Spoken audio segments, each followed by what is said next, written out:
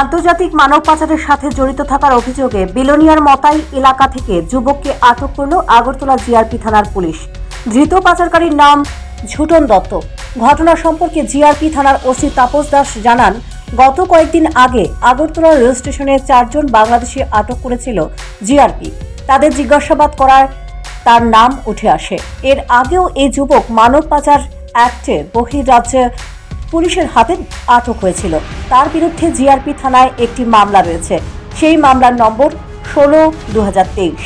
রবিবার তাকে আদালতে তোলা হয়েছে।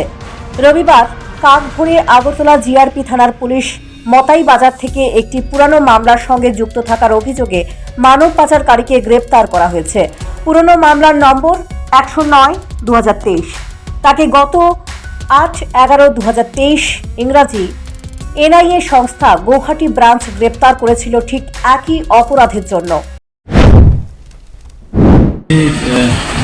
ওনার নাম ঝুটন দত্ত, বয়স 28, বাবার নাম জ্যোতিলাল দত্ত। ওনার বাড়ি মতাই বিলোনিয়া পিএসির আন্ডারে। তো উনি আমাদের একটা পুরানো কেসে 1-2 ছিলেন। এটা আমাদের আগরতলা জিআরপিএস কেস নাম্বার 109/2023।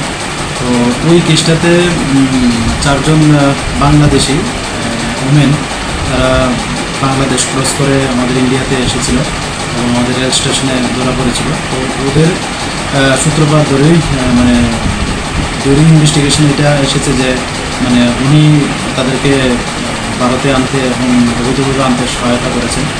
এই সুবাদে আজকে আমরা তাদের মতাই বাজারে আমরা অভিযান চালাই এবং কারণ আমাদের কাছে একটা আছে, ভোররাতে একটা খবর আসে যে উনি বাজারে আছেন মতাই বাজারে।